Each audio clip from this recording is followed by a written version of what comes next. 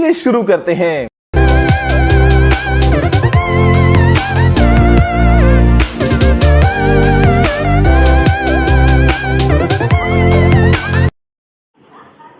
Video शुरू होने से पहले हम आपको बता दें, अगर आप सिविल इंजीनियरिंग के सभी विषयों का ज्ञान हिंदी से लेना चाहते हैं तो आप हमारे ब्लॉग में सिविल डिप्लोमा फर्स्ट डाल के आप हमारे ब्लॉग में जा सकते हैं। इसके लिए आपको पहले ही वाले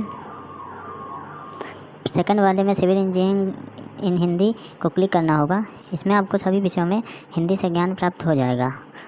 तो अगर यह ब्लॉग आपको अच्छा लगे तो इसे लाइक कीजिए।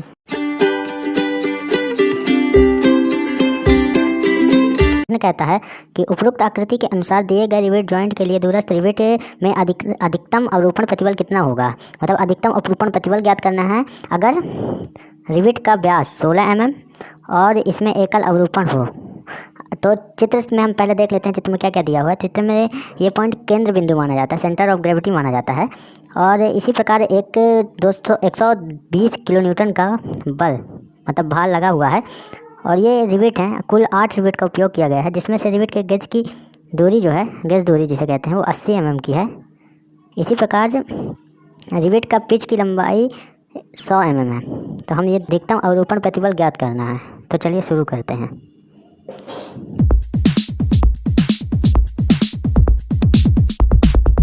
तो चलिए सवाल हल करने की कोशिश करते हैं। तो हम यहाँ पर देखते हैं कि पहले हमें क्या निकालना है, रिवेट पर आने वाला सीधा भार निकालना है। तो इसका फॉर्मूला जो होता है हमें पता है F1 = P/N। P यहाँ पास क्या होता है, P आने वाला लोड होता है जिसका मान 120 है, तथा N क्या है, N रिवेट पे की संख्या होती है।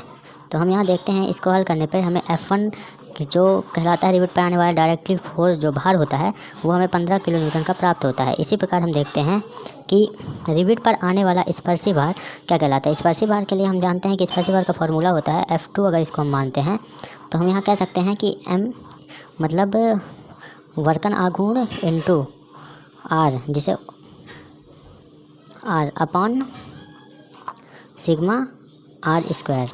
इसका फॉर्मूला होता है, यहाँ पास हम जानते हैं वर्कन आघूर्ण बराबर होता है P लोड इंटू E क्या कहलाता है, उत्केंद्रता कहलाता है, उत्केंद्रता। जहाँ पास हम जानते हैं कि P का मान 120 तथा E का मान 200 mm है। तो हम जानते हैं कि अगर 200 mm है तो उसे मीटर में चेंज करने के लिए हम 1000 का भाग देते हैं।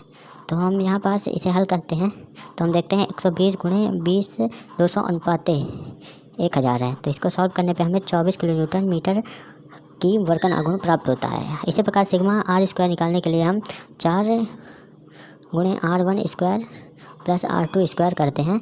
इसी प्रकार हम देखते हैं कि R1 का मान 130 और R2 का मान 64.031 है। तो इसको सॉल्व करने पर हमें 84,000 mm² सिग्मा R² प्राप्त होता है।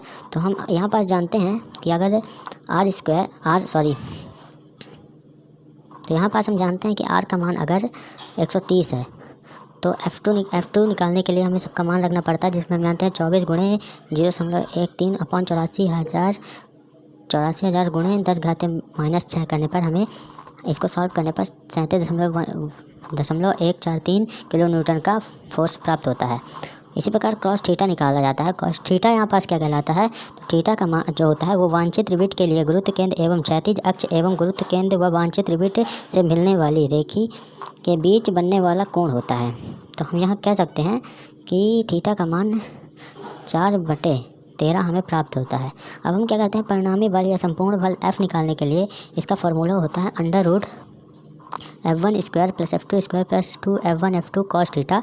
अगर ये करते हैं तो हम इसको सबका मान रखने पर हमें 4.13 किलो न्यूटन का बल प्राप्त होता है, जो हमें निकालना होता है। अब परिणामी बल हमें प्राप्त पता है F, तो हम A निकालते हैं। A क्या कहलाता है, ए एरिया कहलाता है। इसके लिए हम क्या करते हैं, π/4 × d² करते हैं। यहाँ पर जो d होता है वो रिवेट का डाया ना होकर के होल का डाया होता है। होल का डाया निकालने के लिए हम क्या कहते हैं, रिवेट का डाया जैसे 16 mm है तो हम इसमें 1.5 को ऐड करते हैं। अगर हमें पता है कि अगर रिवेट का डाया 25 से अगर कम है तो हम 1.5 का 25 से अधिक है तो 2 का प्लस करते हैं। इसी प्रकार हमें ए प्राप्त हो जाता है। तो हम यहाँ पास यहाँ पर अपरूपण प्रतिबल निकालना होता है तो हमें पता होता है अपरूपण प्रतिबल बराबर इक्वल टू F/A होता है, जहाँ F संपूर्ण बल तथा A एरिया होता है। इनका मान रखने पर हमें अपरूपण प्रतिबल ज्ञात हो जाता है जो 183.56 न्यूटन पर mm स्क्वायर आता है। अपरूपण प्रतिबल का जो मात्रक होता है वो न्यूटन पर mm स्क्वायर होता है। तो अगर ये वीडियो आपको अच्छा लगे तो लाइक कीजिए, सब्सक्राइब कीजिए। धन्यवाद। Subscribe now and press the bell icon. Never miss an update.